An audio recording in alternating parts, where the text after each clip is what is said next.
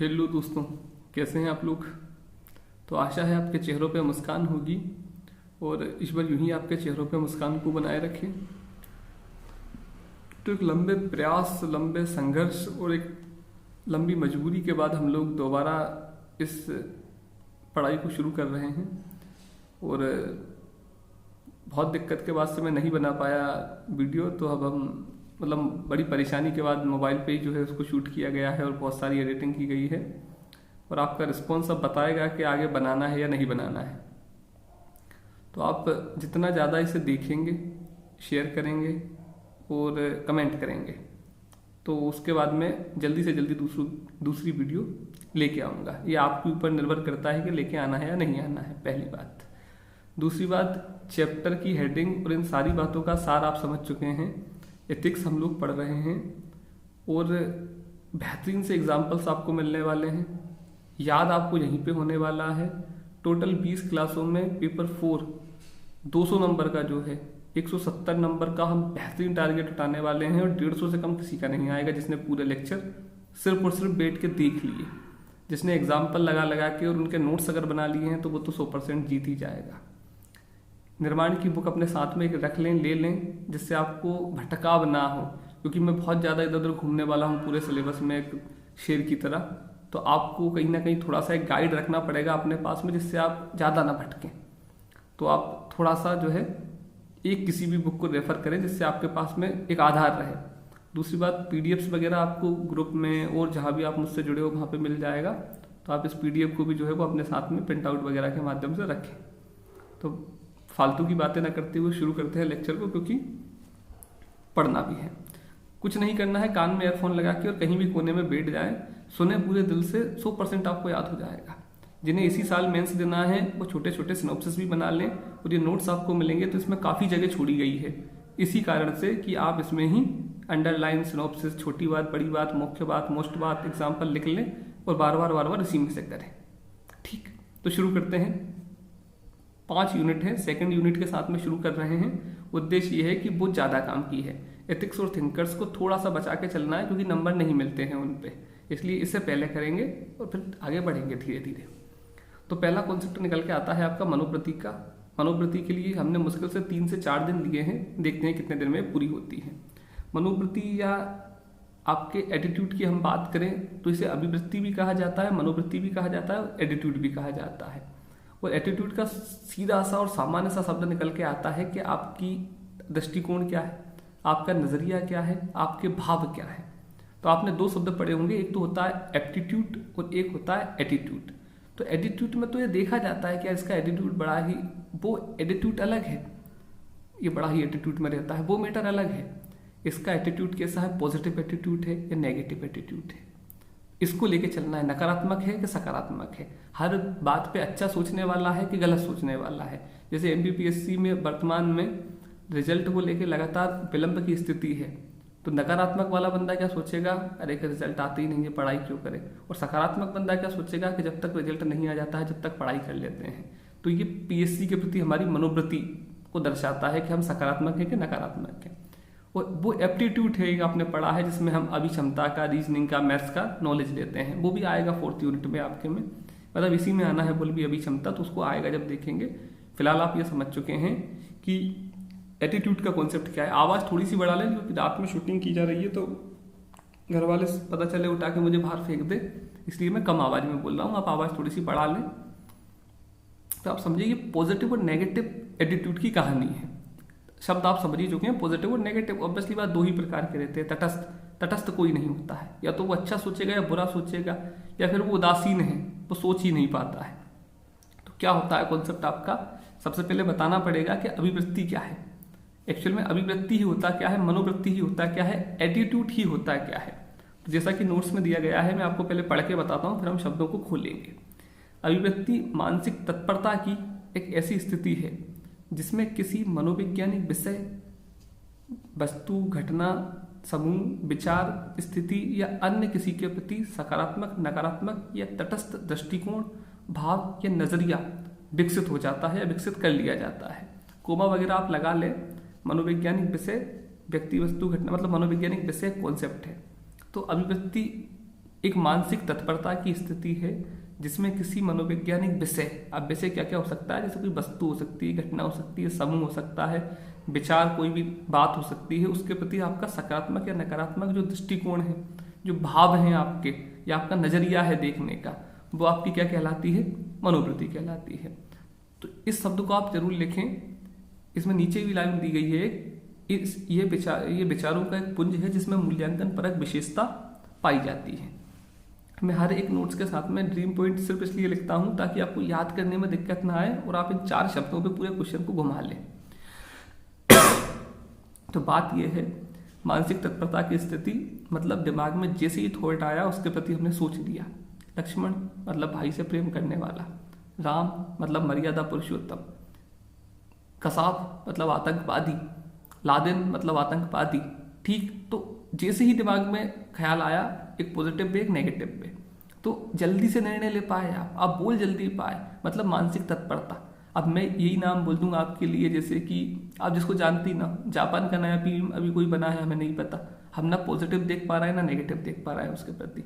लेकिन वही हम बात करें शिंजो अबे सर की जो पहले थे, तो काशी से टोक्यो वो आके उद्घाटन करते हैं, आरती करते हैं, तो पॉजिटिव थिंक हर साल बन जाती है। तो समझ पा रहे हैं क्या, जिसके बारे मतलब मानसिक रूप से निर्णय अच्छा ले। इस चैप्टर का सार वही तो निकलेगा कि जरूरत क्या है लोक सेवक को, तो जरूरत ये है लोक सेवक को कि अगर वो सकारात्मक मानसिकता का है तो वो बुरी चीजों में भी अच्छी चीज को ढूंढेगा, और नकारात्मक मानसिकता का है तो वो काम ही नहीं करेगा। तो ये मानसिक तत्परता की स्थिति है, मतलब दिमाग सख्त चलने लगता है उस बंदे का, जिसमें किसी मनोवैज्ञानिक विषय के ऊपर। अब मनोवैज्ञानिक विषय क्या हो सकता है, कोई घटना हो, कोई वस्तु हो, कोई विचार हो, कोई समूह हो, कोई भी स्थिति हो, उसके प्रति सकारात्मक या नकारात्मक भाव एक्चुअल में ये भाव तक ही सीमित था 1990 तक, लेकिन 90 के बाद में इसमें संज्ञान, भाव और व्यवहार तीनों चीजें आने लगी, ए बी और सी आने लगी। लेकिन पहले ये भाव के ही आधार पर चलता था, नजरिया या दृष्टिकोण के ही आधार पर चलता था कि तुमने किसी के बारे में क्या सोचा, सकारात्मक या नकारात्मक। फिर आने लगा कि तुम्हें उसके बारे में जानकारी कैसी मिली, नकारात्मक या सकारात्मक, तुमने उसके बारे में क्या धारणा पैदा की और तुमने फिर एक्शन कैसे किया।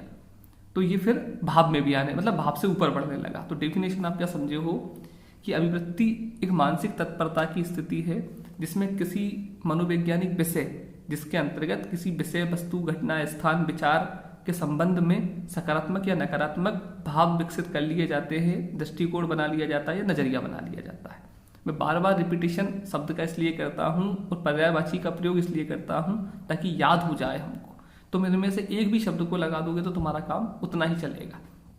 तो आप डेफिनेशन में एक्चुअल में क्या समझे कि अभिवृत्ति या मनोवृत्ति या एटीट्यूड क्या है, ये एक मानसिक तत्परता की स्थिति है जिसके अंतर्गत किसी विषय, जिसमें किसी मनोवैज्ञानिक विषय के अंतर्गत ये एक मानसिक तत्परता, एकदम से मत लिख लेना, फाइनल वाली लिखा करना वरना पेज बिगड़ेंगे तुम्हारे। ये दिया है इसमें वही तुम्हें लिखना है।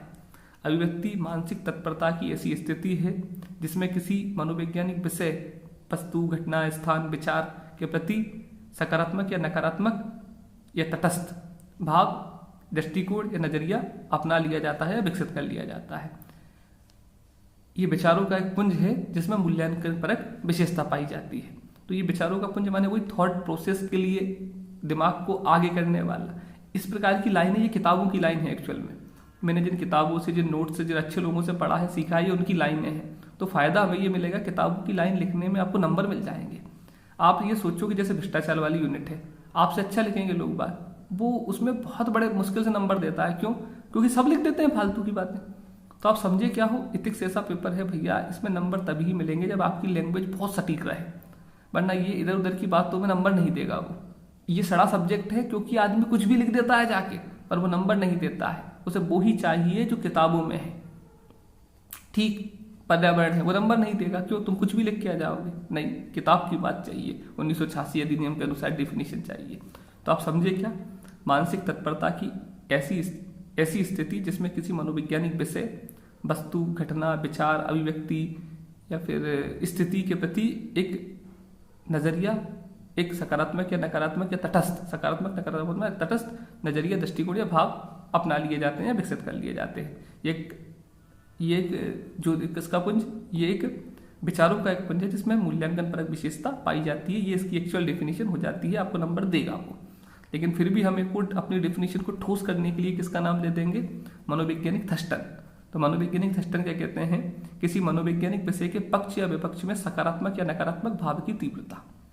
किसी भी मनोवैज्ञानिक विषय के पक्ष में या विपक्ष में सकारात्मक या नकारात्मक भाव की तीव्रता। तो ये जो भाव की तीव्रता है ना, ये इसकी विशेषता भी है। तो मैं दिक्कत नहीं आएगी किसी भी विषय पर सोचने में।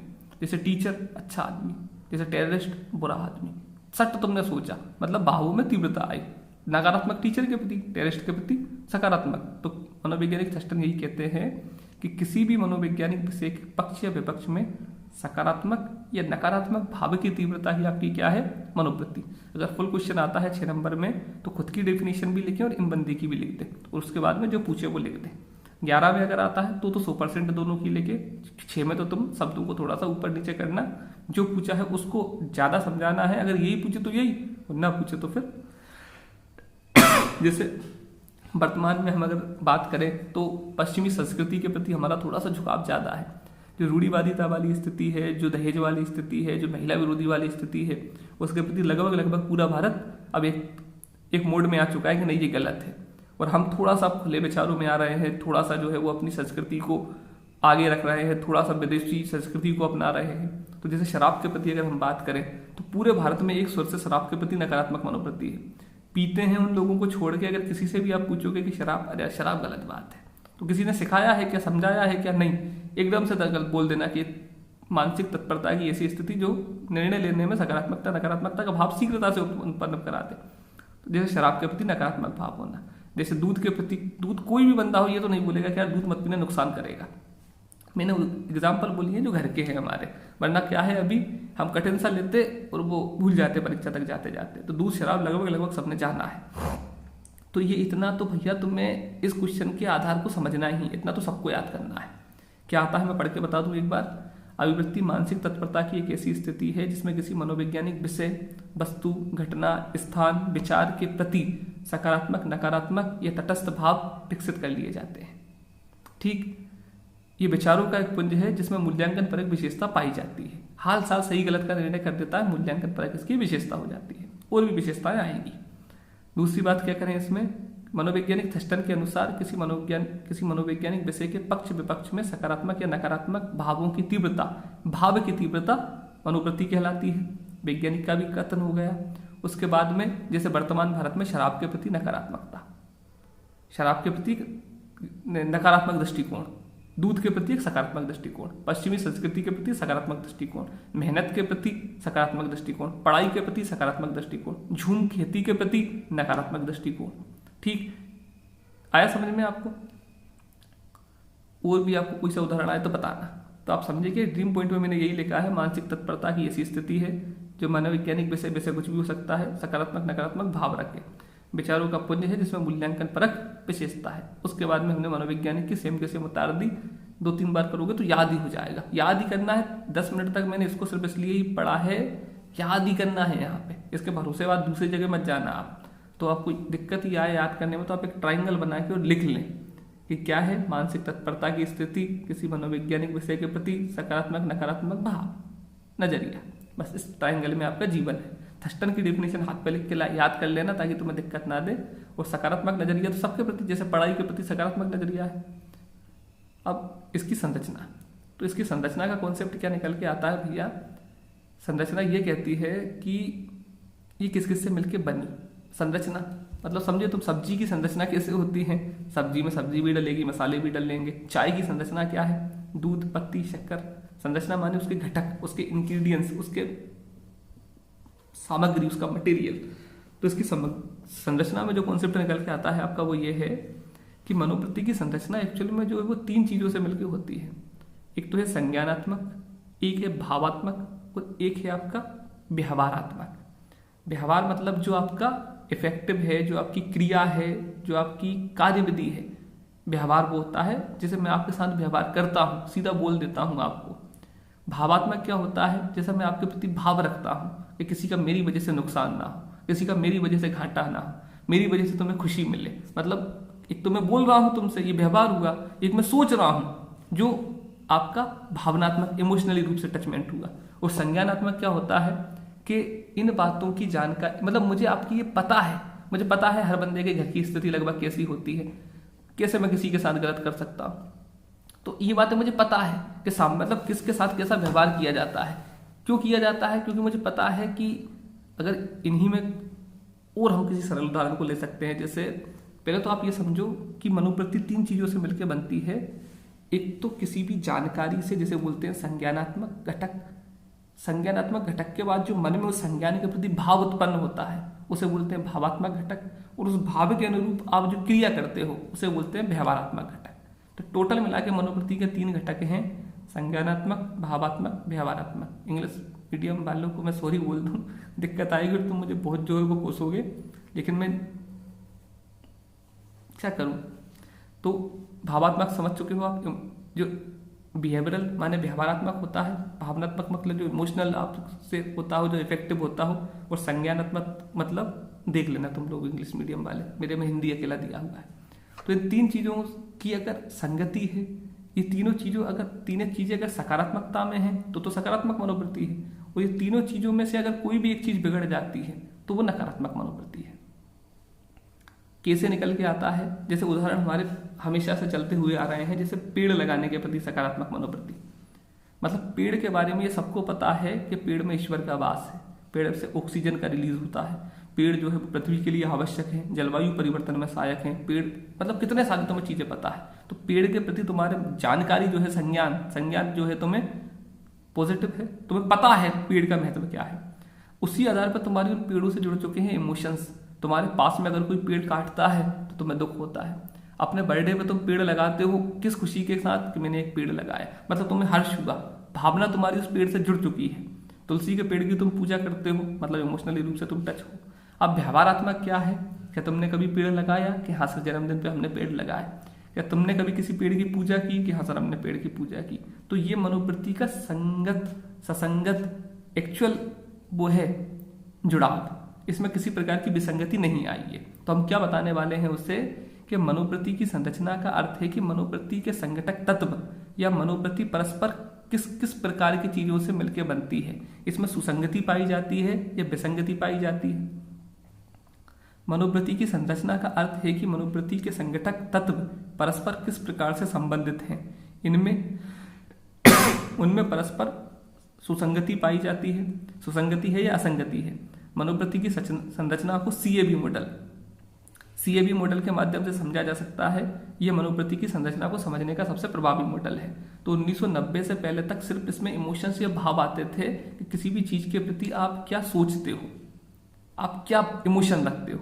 लेकिन 90 के बाद इसको थोड़ा सा विस्तृत कर दिया गया और बड़ा कर दिया गया। इसमें भाव के साथ उन्होंने जानकारी भी, मतलब किसी चीज के प्रति आप कोई जानकारी रखते हो तभी तो आपको भाव आएंगे, और भाव के बाद ही तो आप उसके साथ व्यवहार करोगे। तो इसमें तीनों को कर दिया उन्होंने, बिहेवियरल, इफेक्टिवल और कॉग्निटिव, जो भी ये 3 आते हैं इंग्लिश में, और हिंदी में हम लोग जिन्हें जानते हैं संज्ञानात्मक के नाम से, और आपका भावात्मक के नाम से, और तीसरा आपका व्यवहारात्मक के नाम से। तो हम बताएंगे क्या मनोवृत्ति की संरचना। मनोवृत्ति की संरचना के अंतर्गत मनोवृत्ति निर्माण में आने वाले उन महत्वपूर्ण 3 तत्वों को देखा जाता है जो संज्ञानात्मक, भावात्मक एवं व्यवहारात्मक है। 1990 मतलब मनोवृत्ति की संरचना या संघटक तत्व, और ये दर्शाते हैं कि अगर इन तीनों में आपस में अंतर संबंध स्थापित होता है तो सुसंगति की बात की जाती है, और अगर इनमें से तीनों में किसी में भी विच्छेद पाया जाए तो वह विसंगति या असंगति की स्थिति होती है। तो पर्टिकुलर भी क्वेश्चन आ सकता है कि मनोवृत्ति की संरचना क्या है, और नेगेटिव सेंस में और पॉजिटिव सेंस में भी आ सकता है कि मनोवृत्ति की संरचना के आधार पर। मतलब यूपीएससी में तो आ चुका है संगति या संगति को लेके, एमपीपीएससी भी पूछे तो अच्छी बात, हम समझ चुके हैं, हम घुमा देंगे शब्दों को। क्या है मनोवृत्ति की संरचना?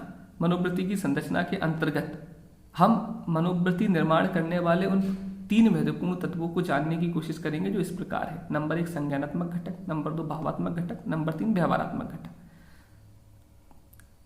सामान्यतः यह देखा जाता है कि मनोवृत्ति की ये तीनों घटक ससंगत अवस्था में हैं, आपस में अंतर संबंध स्थापित करते हैं, या ये एक दूसरे की विपरीत अवस्था में हैं और संबंध स्थापित नहीं करते हैं। इसके आधार पर ही किसी की मनोवृत्ति का निर्माण होता है, मनोवृत्ति की संरचना का निर्माण होता है। 1990 से पहले मनोवृत्ति में भावात्मक घटक को प्राथमिकता दी गई थी, लेकिन 1990 के उपरांत इसमें संज्ञानात्मक एवं व्यवहारात्मक घटक को भी शामिल किया गया या जोड़ा गया। इसको हम इस प्रकार से और अच्छे तरीके से समझ सकते हैं। जैसे संज्ञानात्मक घटक क्या है आपका, कि मतलब आपको जानकारी है तंबाकू से हानि होती है, सबको पता है नुकसान होता है, जानकारी है, जो नहीं खाते उनको भी पता है, जो खाते हैं उनको भी पता है। क्यों तुम्हें हानि होती है? तुम्हें क्या लगता है पैसे जाते हैं? नहीं, तुम्हें लगता है कैंसर का डर, तुम्हें लगता है बीमारी का डर, तुम्हें लगता है बीड़ी पीने से टीबी होती है। तो ये तुम्हारे मन में जो भय है, ये भाव है कि यार तंबाकू देना थोड़ा सा, या शराब पी ले, नहीं पी, क्यों, अरे यार बीमारी हो जाती है। तो मतलब डर है मन में, किसकी वजह से? कैंसर का डर। अब इसके बाद भी लोग क्या करते हैं, तंबाकू खाते हैं कि नहीं खाते हैं? कि सर नहीं खाते, खाते हैं। भारत चीन के पास सबसे बड़ा जो है वो नंबर 1 है तंबाकू खाने में, शराब पीने में। तो तुम समझे क्या, इसके बाद भी लोग खाते हैं पीते हैं? तो इसका मतलब क्या है, ये मनोवृत्ति की असंगत स्थिति है, जिसमें व्यक्ति को संज्ञानात्मक ज्ञान होने के बावजूद, भावात्मक ज्ञान होने के बावजूद भी व्यवहार में उसे प्रदर्शित नहीं करता है। तो ये कैसी स्थिति है? ये असंगत स्थिति है।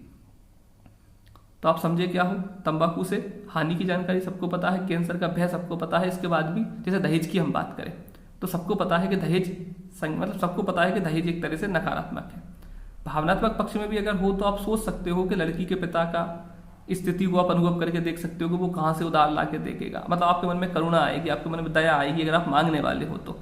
आप इसके अलावा भी कानून के भय से भी डर सकते हो कि दहेज लेते में अगर किसी ने रिपोर्ट कर दी तो कानून की तरफ से दहेज एक्ट लगेगा, तो आपके में भावात्मक आएगा। तो आप इसके बाद क्या मना कर देते हो? नहीं, इसके बाद भी व्यवहार में लेके हम नहीं आते हैं, हम इसके बाद भी दहेज को ले लेते हैं। तो आप समझे क्या हो कि तंबाकू से हानि की जानकारी होना या दहेज की जानकारी होना, कैंसर का भय होना, कानून का डर होना, इसके बाद भी तंबाकू भी खा लेना और दहेज भी ले लेना, तो ये असंगतता की स्थिति में है। आपको सब पता होने के बाद भी कैसी स्थिति है? असंगतता की स्थिति। जैसे राम की हम बात करें, श्री राम की अगर हम बात करें तो क्या है, राम का चरित्र सबको पता है, सबको सुना है, सबको पता है। उसके बाद में हम अनुसरण करने की कोशिश करते हैं, क्यों? क्योंकि हम मन में भाव रखते हैं मर्यादा का, हम भाव रखते हैं भक्ति का, हम भाव रखते हैं उनकी प्रकार बनने का। तो हम बन जाते हैं क्या? हम हमारे मित्रों के साथ कैसा व्यवहार करते हैं, ना तो हमने सुग्रीव की तरह मित्र बनाया, ना विभीषण की तरह। हम हमारे कनिष्ठ छोटों के साथ कैसा व्यवहार करते हैं, हम उनसे लक्ष्मण की तरह प्रेम नहीं कर पाते हैं, भरत की तरह प्रेम नहीं कर पाते हैं। हम समझ पा रहे हो? तो ये हम नहीं कर पा रहे हैं, मतलब हम व्यवहारात्मक में फेल हो चुके हैं। अब इसी में जो एक संगत वाली स्थिति है, जैसे पर्यावरण का महत्व सब जानते हैं, पेड़ के बारे में सबने सुना है, लाभ सकारात्मक भाव है, पेड़ के प्रति सकारात्मकता है, मतलब आप एक तो कानून के भय से भी अगर डरे तो, और एक नैतिकता और एक मानवता का भी भय रहता है कि कहीं ना कहीं इंसान पेड़ों को उखाड़ता तो नहीं है। वो अलग बात है कि काट देता है लालच में आके, लेकिन फिर भी कोशिश यही करता है कि पेड़ लगा दिया जाए। मतलब आप भावनात्मक रूप से भी किसी भी पेड़ की छाया का अनुभव करना, किसी भी पेड़ की पूजा करना, किसी भी पेड़ के जो है वो बारे में सकारात्मकता का भाव रखना। जैसे पक्षी उसमें रहते हैं तो तुम्हें लगता है यार पक्षियों का घोंसला है, जन्मदिन पर पेड़ लगाना, मतलब जो तुमने सुना उसी का तुमने भाव पैदा किया और उसी को तुमने कर दिया, तो ये ससंगतता की स्थिति है। अब क्वेश्चन जमा लेते हैं मनोवृत्ति की। 2 क्वेश्चन हमने किए हैं। पहला क्वेश्चन तो आपको क्या निकल के आता है कि भैया मनोवृत्ति से आप क्या समझते हैं, और मनोवृत्ति के बारे में कोई सी भी जानकारी। इस लेक्चर का पूरा होने के बाद आप इसके पुराने क्वेश्चंस करना, अगर एक भी क्वेश्चन ना बने ना तो मैं अपना नाम पलट लूँ। 100% क्वेश्चन बनेंगे और 4-5 क्वेश्चन हैं यही आते जाते रहते हैं। बस इस लेक्चर को आप पूरा करो, सुनो समझो। यूट्यूब वाले वीडियो बहुत मतलब डिले करते हैं, 1-1, 2-2 दिन। जिनके पास नोटिफिकेशन ऑन है उनके पास आएगी, जिनके पास नहीं है उनके पास नहीं आएगी। तो तुम लोगों की जिम्मेदारी है उन लोगों के पास पहुंचाना जिनके पास ये नहीं पहुंचती है। ठीक, सबसे पहले अभिव्यक्ति एटीट्यूड है। मनोवृत्ति क्या होती है? तो मनोवृत्ति एक मानसिक तत्परता की स्थिति है जिसमें किसी मनोवैज्ञानिक विषय, वस्तु, घटना, स्थान, विचार के प्रति सकारात्मक या नकारात्मक तटस्थ भाव, दृष्टिकोण या नजरिया विकसित कर लिया जाता है। ये विचारों का एक पुंज है जिसमें मूल्यांकन परक विशेषता पाई जाती है। प्रसिद्ध मनोवैज्ञानिक थस्टर के अनुसार किसी मनोवैज्ञानिक विषय के पक्ष विपक्ष में नकारात्मक या सकारात्मक भाव की तीव्रता मनोवृत्ति कहलाती है। जैसे भारत में शराब के प्रति नकारात्मक मनोवृत्ति है, जैसे भारत में पश्चिमी संस्कृति के प्रति सकारात्मक मनोवृत्ति है, जैसे भारत में झूम खेती के प्रति एक नकारात्मक मनोवृत्ति है। करते हैं भले, लेकिन फिर भी लोग कई क्या मानते हैं, वो रखते हैं, लेकिन फिर भी आज आपको बता रहे हैं गलत है यार, पेड़ों में आग लगा के झूम खेती नहीं करना चाहिए। जैसे भारत में शिकार के प्रति अब एक बिल्कुल बना है, जैसे जीव जंतुओं को किसी भी प्रकार की हानि पहुंचाने के प्रति नकारात्मक है, मतलब बलि के प्रति। अब देते हैं वो अलग बात है, लेकिन बलि के प्रति नकारात्मक मनोवृत्ति है, वो अलग धार्मिक पूजा पाठ के तौर पर दे देते हैं। संरचना की जब बात आती है तो क्या आता है? मनोवृत्ति की संरचना का अर्थ मनोवृत्ति के संघटक तत्व तत्वों से है जो परस्पर आपस में किस मनोवृत्ति की संरचना का तात्पर्य मनोवृत्ति निर्माण करने वाले घटकों से है, जिसमें एक होता है नंबर 1 संज्ञानात्मक घटक, नंबर 2 भावात्मक घटक और नंबर 3 व्यवहारात्मक घटक। इन घटकों में आपस में संगति की स्थिति एवं असंगति की या फिर विसंगति की स्थिति भी देखी जाती है। जब तीनों प्रकार के संघटक तत्व एक ही मान को प्रस्तुत करते हैं या एक ही प्रकार की विचारधारा को दर्शाते हैं या आपस में अंतर संबंधित होते हैं तो ये ससंगतता की स्थिति है।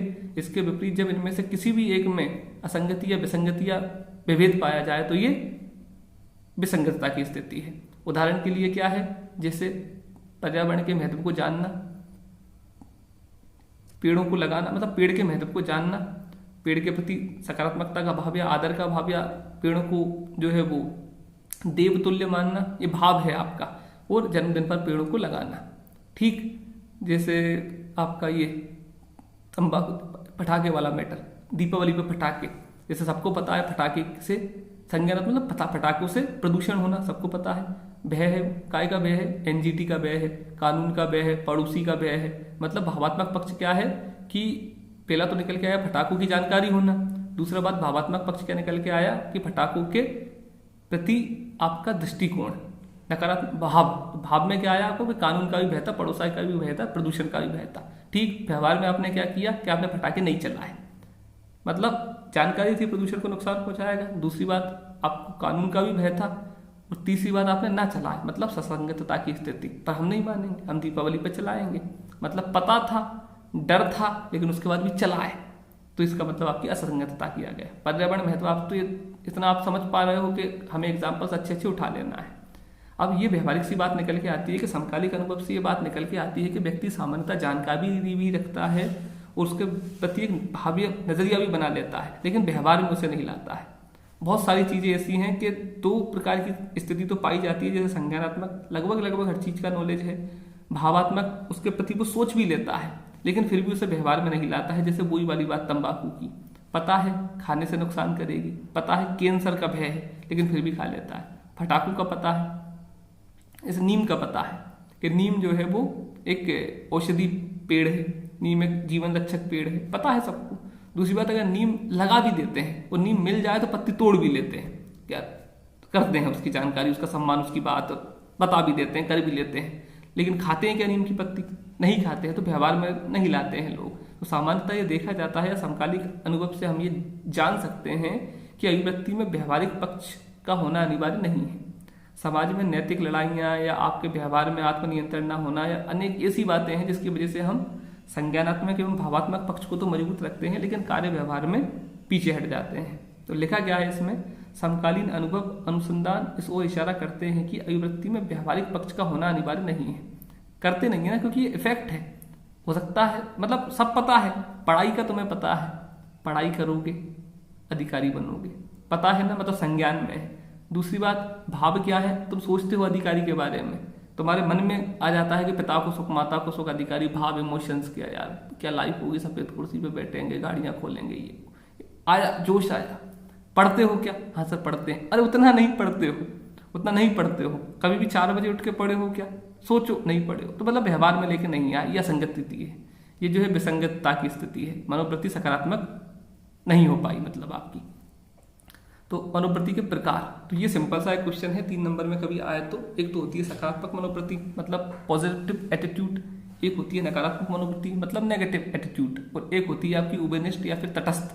तो ये तटस्थ उभयनिष्ठ तो एक्चुअल में होती नहीं है, किसी भी वस्तु के बारे में सोच लेना, तो कुछ ना कुछ तो आदमी सोचता ही है, वो सकारात्मक या नकारात्मक। जैसे हमने किसके बारे में, सलमान खान के बारे में तुमने सोचा, अब सलमान खान के बारे में सोचने में देखो कोई बंदा सोचेगा सकारात्मक, अरे यार हीरो है और ये है और वो है, कोई सोचेगा अरे वो हिरण वाला केस, अरे वो 4 आदमियों पे गाड़ी चढ़ा दी थी, तो कुछ तो सोचा। ऐसा कोई है जो सलमान खान सोच ही नहीं रहा, कुछ तो उसका तुम्हारे दिमाग में कुछ तो आएगा, एक था टाइगर आएगा या फिर वो आएगा बिश्नोई। तो ऐसी चीज कोई नहीं है कि जिसमें बिल्कुल भी ना सोचो, जिसके बारे में तुम्हें पता ही नहीं है। ऑब्वियसली बात, बल्ब प्रकाश देता है, बंद हो जाता है तो बुझ जाता है, मतलब या तो सकारात्मक आएगा या नकारात्मक आएगा, लेकिन ऐसा नहीं है कि उपनिष्ठ। लेकिन अब है तो किताबों में तो हम भी लिख देते हैं, क्योंकि मुझे तो या तो तुम सही सोचोगे या गलत सोचोगे, और उदासीनता की स्थिति वो हो सकती है कि तुम्हें पता ही ना हो उसके बारे में, तो तुम कुछ ही नहीं सोचोगे, तो वो अलग मैटर निकल के आता है। इसके बाद आता है मनोवृत्ति की स्पेशलिटीज या विशेषताएं। विशेषताओं का एक सिंपल सा क्वेश्चन है, इसमें ज़्यादा दिमाग हमें लगाना नहीं है, बस ये निकल के आता है कि विशेषताएं क्या है। तो मैं ना सिर्फ तुम्हें इस क्वेश्चन की बल्कि सारे क्वेश्चनों की विशेषता बता देता हूँ जिससे तुम्हें दिक्कत ना आए। विशेषता सिंपल सी बात है और साधारण सी बात है। हर एक व्यक्ति की कुछ ना कुछ विशेषता है। मतलब हर व्यक्ति, जैसे सिंधु घाटी की विशेषता क्या है, भवन पाए जाते थे, धर्म पाया जाता था, संस्कृति पाई जाती थी, अर्थ पाया जाता था, स्ट्रक्चर पाए गए, ये विशेषता है। मेरी विशेषता क्या है, एक नाक है, 2 कान हैं, 2 हाथ हैं, 2 पैर हैं, ये मेरी विशेषता है। मोबाइल की विशेषता क्या है, मोबाइल प्लास्टिक से बना होता है, एक बैटरी लगी होती है, लाइट से चलता है। महत्व क्या है, महत्व क्या है मोबाइल का, भैया डायरी की जगह नोटपैड आ चुका है, घड़ी की जगह टाइम देता है, आपके पास मोबाइल से बैंकिंग मोबाइल से जोड़ दी गई है, पूरी वीडियो रिकॉर्ड कर, ये महत्व है। ये इसके बिना काम नहीं हो सकते थे। विशेषता एक विशेष बात होती है, जैसे मेरा महत्व क्या है, मैं तुम्हें पढ़ाता हूँ, मैं एक परिवार का सदस्य हूँ, मैं पीएससी का एग्ज़ाम क्वालिफाई कर सकता हूँ, करता हूँ, देता हूँ, दिया है, इंटरव्यू दिया है, तो ये मेरा महत्व है। महत्व मतलब ऊपर बढ़ के, जैसे दूध की विशेषता क्या है, दूध सफ़ेद है, दूध गाय से उत्पन्न होता है, दूध में पानी मिलाया जाता है, दूध लिक्विड है, दूध तरल है। महत्व क्या है, दूध पौष्टिक है, दूध को पीने से हष्टपुष्ट होते हैं, दूध को पीने से गोरे होते हैं, दूध को पीने से शक्ति आती है। ठीक, दूध जो है वो वर्तमान में एक अमृत के समान है, ये महत्व है उसका, मतलब एक सीढ़ी ऊपर। तो अब हम जान लेते हैं मनोवृत्ति की विशेषताएं। सिंपल सड़ी जो तुमने डेफिनेशन लिखी थी ना, उसी में से बहुत सारी निकल आएंगी। जैसे सबसे पहले तो वही कि मनोवृत्ति जो है वो 3 तत्वों से मिलकर बनी है। तो एक तो यही इसकी आपकी विशेषता बनेगी, मनोवृत्ति जो है वो 3 तत्वों से मिलकर बनी है। कौन कौन से, संज्ञानात्मक, भावात्मक और व्यवहारात्मक। मनोवृत्ति में 2 प्रकार की वो पाई जाती है, दो प्रकार के मुख्य भाव पाए जाते हैं, जैसे सकारात्मक और नकारात्मक। ठीक, मनोवृत्ति किसी मनोवैज्ञानिक विषय के ऊपर निर्भर करती है। कोई विषय होगा जब तो सोच पाओगे तुम उसके ऊपर, तो मनोवैज्ञानिक किसी विषय पर निर्भर करती है। एक तो इसकी ये विशेषता क्लियर बनी, मनोवृत्ति में 2 प्रमुख भाव होते हैं, सकारात्मक और नकारात्मक। और तीसरी बात, मनोवृत्ति में 3 तत्वों से मिलकर बनी है, संज्ञानात्मक, भावात्मक एवं व्यवहारात्मक। तो 3 तो आपकी हो चुकी है। चौथी बात, मनोवृत्ति में क्या पाई जाती है, डेफिनेशन में ही था, ये भावों में तीव्रता पैदा करती है, मतलब इसमें तीव्रता पाई जाती है। क्या होगा, तुम्हें जानकारी नहीं होगी, तुम सोचते रहोगे किसी के बारे में, लेकिन तुम्हें किसी के बारे में कुछ भी पता है, तुम हर साल बता दोगे, नहीं यार वो गलत है, उससे मत मिलना। तो ये आपके व्यवहार को तीव्र करती है। लोक सेवक के लिए ये क्यों आवश्यक है, कुछ सोचना थोड़ी है, दंगे हो जाएंगे, उसे तो जल्दी से जल्दी निर्णय लेना है। तो यही बताएंगे, मनोवृत्ति विचारों में तीव्रता उत्पन्न करती है, जिससे लोक सेवक तत्काल परिस्थितियों में सम्यक निर्णय ले पाते हैं या उचित निर्णय ले पाते हैं। तो मनोवृत्ति में क्या है, ये मानसिक तत्परता की स्थिति है और भावों में तीव्रता को उत्पन्न करती है। ठीक, चौथी अगर हम बात करें तो क्या है, इसमें एक्सट्रीम पाई जाती है, चरम सीमा पाई जाती है। चरम सीमा का अंतर्गत क्या आएगा कि मनोवृत्ति इंसान की कभी कभी इतनी जटिल हो जाती है, इतनी एक्सट्रीम हो जाती है, इतनी ऊंची हो जाती है कि वो कट्टर हो जाती है, कि वो एक तरह से रूढ़िवादिता हो जाती है। जैसे दहेज नहीं देना तो देना ही नहीं। अरे भाई, उसको दहेज मत मान, उसको तू ये मान कि तू अपनी बच्ची को एक टीवी इसलिए दे रहा है कि वो वहां पे जाके टीवी देख लेगी। उसके परिवार में जो टीवी है वो ऑलरेडी उन घर वालों की है, वो सब देखते हैं, लेकिन मान लो इसको कुछ और देखना होगा तो ये अपने रूम में टीवी थोड़ी सी देर देख लेगी। दहेज पे निबंध लिखना है, जो भी कोई समझदार बंदा हो या बंदी हो, दहेज पे निबंध लिखना है और मुझे बताना है कि तुम इसे कितनी जोर से नकारात्मक मानते हो और गलत मानते हो। तुम बेचारे उन गरीब लड़कों के जो है वो पेट पे किस कदर लात मारने वाले हो दहेज दहेज बोल के। इस पे निबंध लिखना, बहुत बेहतरीन निबंध बनेगा, हम लोग चर्चा करेंगे कभी मस्ती मजाक में। तो जैसे बाइक के प्रति, जैसे आतंकवादी हैं, ये चरम पे पहुंच चुके हैं, नक्सलवादी आतंकवादी, इनकी मनोवृत्ति एक्सट्रीम हो चुकी है।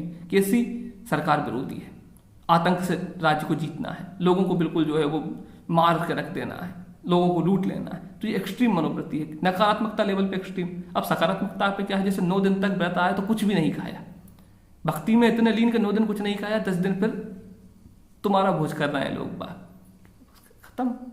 तो मैं समझ क्या पा रहे हैं, जैसे एक्सट्रीम मनोवृत्ति एक्सट्रीम तक चली जाती है, चरम सीमा की स्थिति पे पहुंच जाती है, जिसमें कट्टरता या रूढ़िवादिता आ जाती है।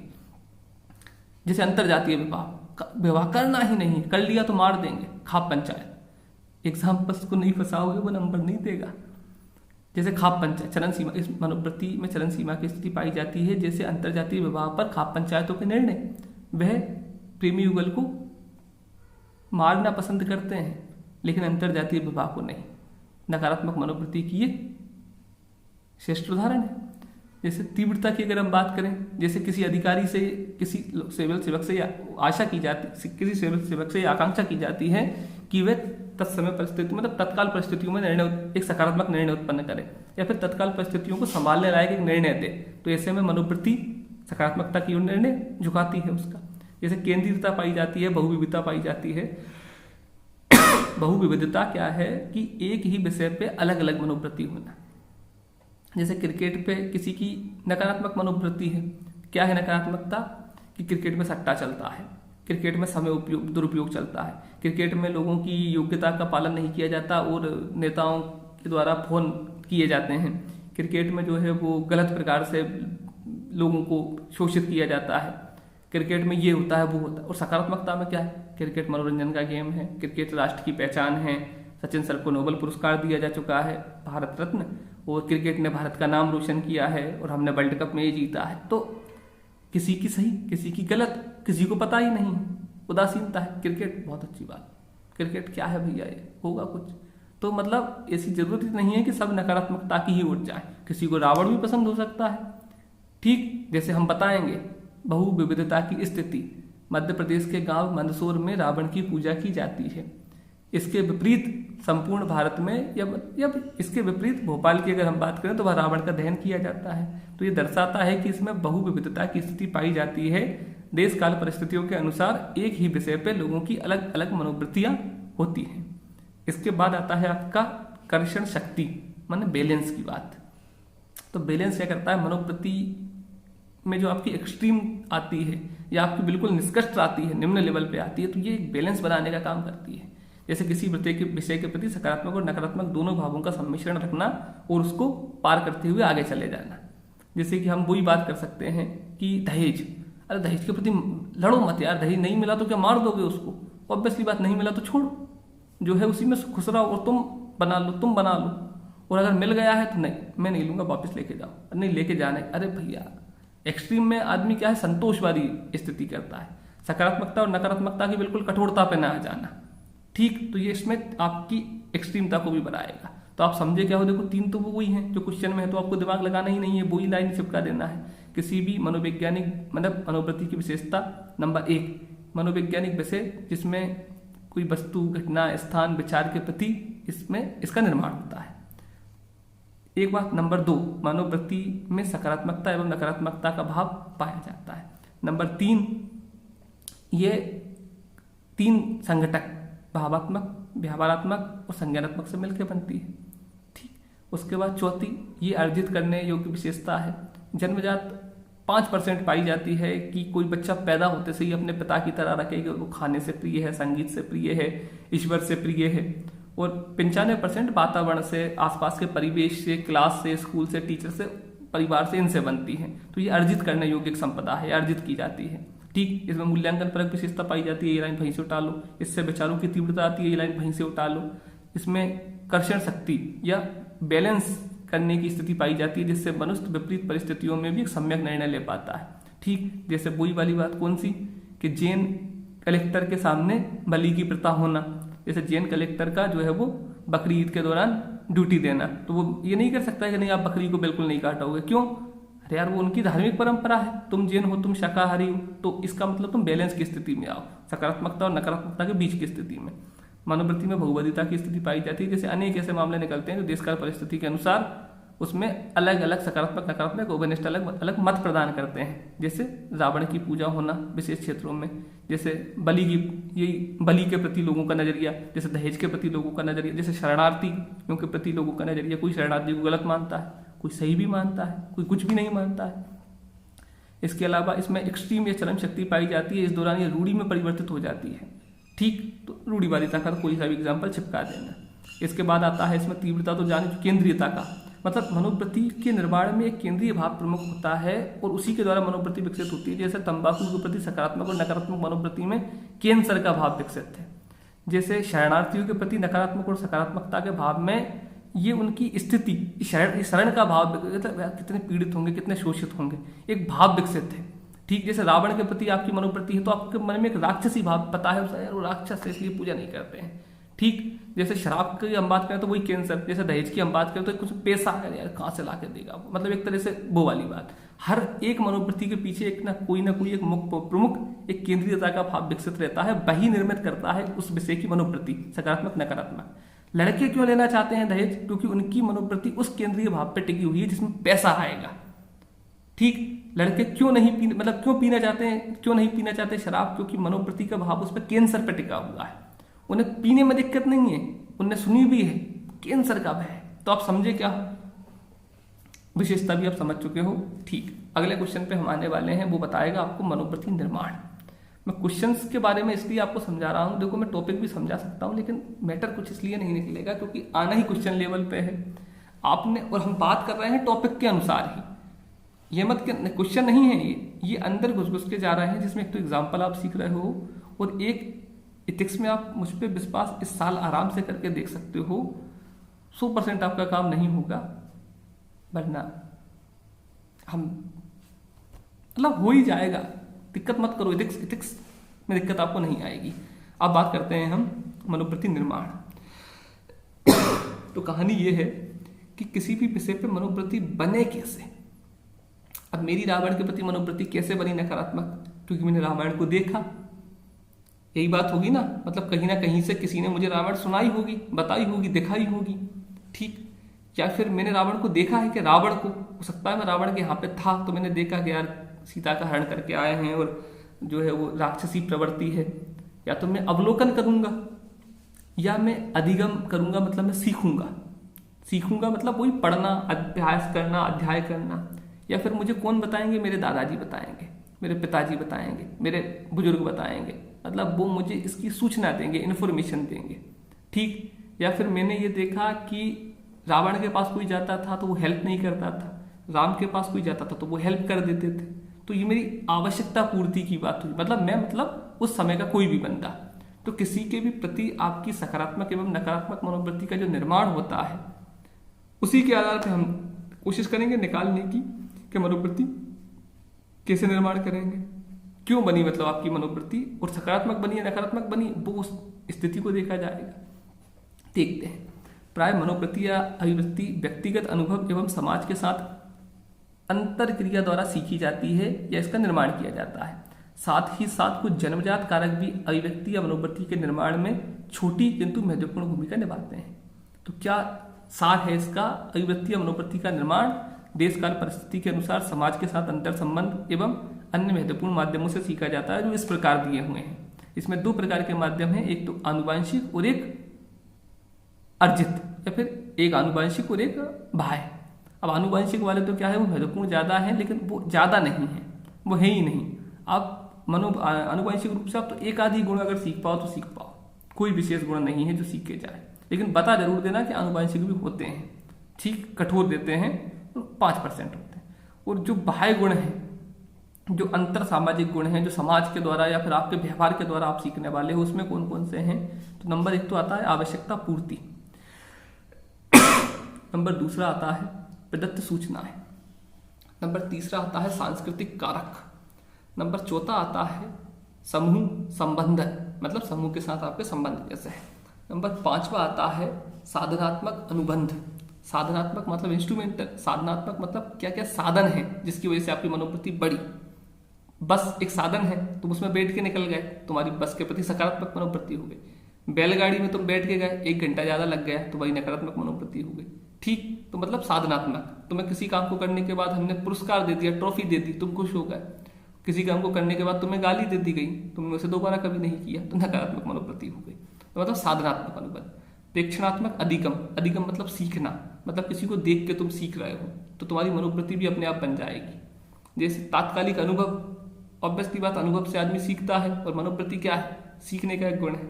इसके बाद आंतरिक प्रेरणा, तो कुछ काम ऐसे होते हैं जो आप अंतर संबंधित रूप से ही करते हो, ना तो कोई आपको बताता है और ना कोई आपको सिखाता है, लेकिन आप ही समझ जाते हो कि नहीं यार ये गलत है। जैसे कोई भी पुरुष किसी महिला को लगातार अगर मारता है तो आपके मन से आवाज आने लगी कि यार ये गलत है। ना तो आपको किसी ने बताया ना सिखाया ना आपने कभी देखा, लेकिन फिर भी यार किसी को मारना गलत है। एग्जाम्पल्स के साथ लगा लगा के कोशिश करते हैं पूरा करने की। याद यहीं पे करेंगे इसलिए समय ज़्यादा लगा है लेक्चर में, लेकिन मैं मानता हूँ कि इस चैप्टर को आपने इतने बारीकी से समझ लिया है, और किसी ने अगर इसके छोटे छोटे नोट्स बनाए हैं और सिनॉप्सिस लिख लिए हैं और व्यवस्था के साथ जमा लिया है तो उसका काम तो हो ही जाना है। तो सबसे पहला तो निकल के आता है आवश्यकता पूर्ति। जैसे परिवार के सदस्य, जैसे माँ, जैसे पिता किसी बच्चे की आवश्यकताओं की पूर्ति करते हैं, उसी के आधार पे किसी भी बालक की शिशु की मनोवृत्ति उनके प्रति सकारात्मक होती है। आवश्यकता पूर्ति मत करने दो, नकारात्मक बनने लगेगी। पड़ोसी, अगर तुम्हें पड़ोसी पानी भरने दे तो सकारात्मक पड़ोसी, अगर वो तुम्हें पानी ना भरने दे तो पड़ोसी से बड़ा कोई इंसान नहीं। तो आवश्यकता पूर्ति मनोवृत्ति निर्माण की एक महत्वपूर्ण घटक है। मनोवृत्ति निर्माण में इसलिए मैंने की पॉइंट लिखे हैं, अगर तुम विशेष परिस्थितियों में फंस जाओ, अगर तुम अकेले की पॉइंट लिख के एग्जाम्पल भी सेट कर दोगे ना तो वो तुम्हें नंबर दे देगा। इनको अकेले में चिपका देना। अगर जैसे 5 नंबर में आए तो क्या कि भैया आवश्यकता पूर्ति, जैसे माँ और शिशु का संबंध आवश्यकता पूर्ति के अनुसार सकारात्मक मनोवृत्ति का निर्माण करता है। अगर तुमने ये की पॉइंट रट लिए, पढ़ लिए, समझ लिए, याद कर लिए तो तुम्हें एग्जाम्पल से सेट करने में दिक्कत नहीं आएगी, और बिना एग्जाम्पल के वो नंबर देगा नहीं। इन्हें तो याद ही करना है, और वो तुम्हारे देशकाल परिस्थिति में बदलते रहेंगे एग्जाम्पल। कौन सी घटना करंट की तुम्हारे सामने आ जाए तो तुम सीख जाओगे लगाना जब तक हम मिलेंगे। और अभी आप की पॉइंट करके लिख इसलिए लो इनमें एग्जाम्पलों को, ताकि आप उस टाइम तक भूल ना जाओ, पता चले यही याद ना रहे, वो याद ना रहे जो मैं बता रहा हूँ, तो और खेल खत्म हो जाए। तो आवश्यकता पूर्ति, जैसे माँ और पुत्र का सकारात्मक, माँ और पुत्र में आवश्यकता पूर्ति के अनुरूप ही एक सकारात्मक मनोवृत्ति का निर्माण होता है। ठीक, जैसे पड़ोसी एवं जैसे पड़ोसियों से लड़ाई होना, मतलब आवश्यकता पूर्ति में विरोध पैदा करने की स्थिति में ही नकारात्मक मनोवृत्ति का निर्माण होता है।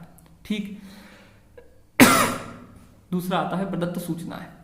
तो प्रदत्त सूचनाएं अखबार, TV, media, print, social media एवं जीवनी, आत्मकथा, बड़े बड़े वैज्ञानिकों के कथन, महापुरुषों के कथन, ये प्रदत्त सूचनाएं हैं जो किसी के प्रति हमारी मनोवृत्ति का निर्माण करते हैं। जैसे हमने देखा कि स्वामी विवेकानंद ने कहा मेरे अमेरिकी भाई बहनों, तो हमारी मनोवृत्ति विवेकानंद के प्रति क्या बनी कि सबको भाई बहन मानते थे। ठीक, जैसे अब्दुल कलाम सर का कोई सा भी कोट अगर तुम्हें याद आ रहा हो, जैसे गांधी जी ने क्या बोला था आपका कि इस पृथ्वी पर सबकी आवश्यकता पूर्ति के लिए संसाधन विद्यमान है सिवाय किसी एक के लालच के। तो हमारी गांधी के प्रति कैसी बनी मनोवृत्ति? सकारात्मक। यार ऐसा बंदा था कि जो है सबको में विश्वास रखता था। ठीक, किंगफिशर पैसे लेके गायब, कैसी मनोवृत्ति बनी? नकारात्मक। तो आप समझे क्या, प्रदत्त सूचनाएं भी मनोवृत्ति निर्माण में महत्वपूर्ण भूमिका निभाती हैं। अखबार, मीडिया, सोशल मीडिया इसमें, और जीवनी, आत्मकथा या साहित्य मनोवृत्ति निर्माण की कारक है। सूचनाएं इन्फॉर्मेशन के भंडार। सांस्कृतिक कारक, तो संस्कृति क्या होता है, हम जन्म के साथ ही एक विशेष संस्कृति में, विशेष माहौल में, विशेष क्रियाकलाप से जुड़ जाते हैं। तो हमारी संस्कृति में जो चीजें सकारात्मक हैं या फिर हमारी संस्कृति की जुड़ी जो चीजें हैं वो हमें सकारात्मक लगती हैं, और दूसरे की संस्कृति की चीजें हमें नकारात्मक लगती हैं। जैसे बलि का उदाहरण, जैसे मुस्लिम संस्कृति में या मुस्लिम समाज में जो है वो बलि को एक सकारात्मकता की स्थिति से देखा जाता है। वहीं जैन की अगर हम बात करें, जैन समाज की, जैन संस्कृति के अंतर्गत जैसे नकारात्मक, जैसे संस्कृति में बड़ों का सम्मान सकारात्मक देखा जाता है, इसलिए लोग पैर छूना पसंद करते हैं। वही संस्कृति अगर हम माने तो बड़ों के साथ गलत बोलना नकारात्मक माना जाता है। ठीक, जैसे किसी संस्कृति में पेड़ की पूजा करना सकारात्मक माना जाता है, तो हमारी पेड़ों के प्रति कैसी मनोवृत्ति बनी? सकारात्मक बन गई। पर्यावरण के प्रति कैसे बनी? सकारात्मक बन गई। लेकिन कोई झूम खेती की बात करें, जनजातीय संस्कृति के अंतर्गत झूम खेती की प्रथा प्रचलित है, जिसमें पेड़ों में या जंगलों में या वनों में आग लगाई जाती है। तो उनकी पेड़ों के प्रति जो है वो एक आवश्यक, मतलब संस्कृति तो सकारात्मक ही है उनकी भी, वो भी भूमि की सकारात्मकता को ध्यान में रखते हैं, लेकिन जो है वो उसका उपयोग वो दूसरे प्रकार से करते हैं। ठीक, एक समूह का दबाव या समूह का संबंध, आपका परिवार, आपका विद्यालय, आपके मित्र, आपके सोशल मीडिया ग्रुप, ये भी आपकी मनोवृत्ति का निर्माण करते हैं। जैसे लगातार आपके पास सरकार विरोधी मैसेज का आना, तो आपकी सरकार के प्रति नकारात्मक मनोवृत्ति बन गई। लगातार आपके पास धर्म विरोधी मैसेजों का आना तो आपकी विशेष धर्म के प्रति नकारात्मक मनोवृत्ति बन गई। लगातार आपके पास में पर्यावरण के प्रति सकारात्मक मैसेज आना तो आपकी सकारात्मक मनोवृत्ति बन गई। तो संस्कृति मतलब हमारे आसपास का वह वातावरण जिसमें हम पले हैं, जिसमें हम बड़े हैं, उसमें जो हमें सिखाया जाता है उसके अनुसार हमारी मनोवृत्ति विकसित हो जाती है। जैसे बड़ों का सम्मान करना, जैसे पर्यावरण की रक्षा करना, जैसे पशु बलि को निषेध मानना। उसी प्रकार कौन सा आता है आपका समूह संबंध। तो समूह जो है वो हमारी मनोवृत्ति निर्माण एवं उसमें सकारात्मकता नकारात्मकता लाने में मनोवृत्ति निर्माण का एक महत्वपूर्ण घटक है। उदाहरण के लिए सोशल मीडिया ग्रुप के माध्यम से प्रचार करना। सरकार क्यों प्रचार करती है? क्योंकि हमारे प्रति सकारात्मक मनोवृत्ति बने। तो सोशल मीडिया, परिवार, विद्यालय, ये सब समूह में आएंगे। साधनात्मक अनुबंध, इसके अंतर्गत आएगा पुरस्कार। साधनात्मक अनुबंध, इसके लिए मनोवृत्ति निर्माण के लिए साधनात्मक अनुबंध का प्रयोग किया जाता है। संसाधनों का प्रयोग किया जाता है। जैसे पुरस्कार देकर किसी की मनोवृत्ति को सकारात्मकता की ओर मोड़ना, अधिक से अधिक लोगों की मनोवृत्ति को सकारात्मकता का ही जोड़ना, नोटिस देके और जुर्माना लगा के और एक तरह से अपमान करके किसी की मनोवृत्ति को नकारात्मकता की मोड़ना। इसके बाद आपका जैसे और भी है ना, जैसे हम भारत रत्न क्यों देते हैं? क्योंकि सब सोचें कि यार हम भी ऐसा काम करें जो देश के काम आए। ठीक, हम भारत रत्न के अलावा और भी कोई सा पुरस्कार, जैसे हम विद्या भारती में पुरस्कार देते हैं कि ये स्टूडेंट ऑफ द ईयर है, ताकि हर स्टूडेंट ये कोशिश करे कि अब वो रोज स्कूल जाए और रोज साफ ड्रेस पहने, उसका बिस्तर सजा जमा हो। तो मतलब क्यों दिया गया? ताकि आपकी स्कूल के प्रति, आपकी शिक्षा के प्रति एक सकारात्मक मनोवृत्ति बने। ठीक, दंड क्यों देते हैं अपराधी को? अपमान क्यों देते हैं? क्या कि नकारात्मक मनोवृत्ति बने, कोई दंड ना करे।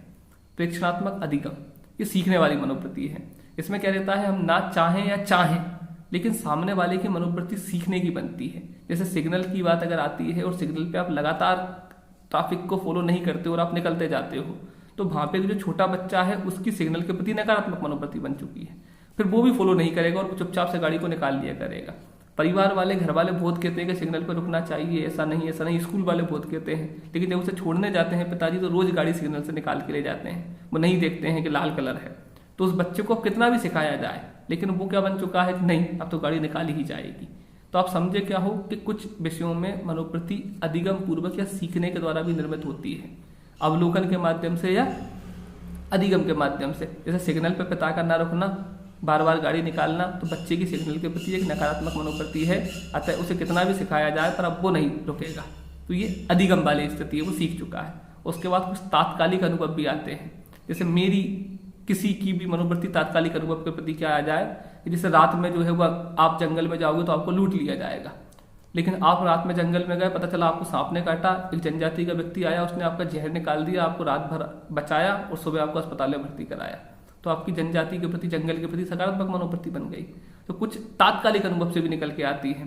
जैसे कि रात को चोरी करने के लिए चोर आया, लेकिन जैसे ही उसने देखा कि आपकी तो तबीयत खराब है, तो पता चला वो आपको हॉस्पिटल में भर्ती कराने चला गया।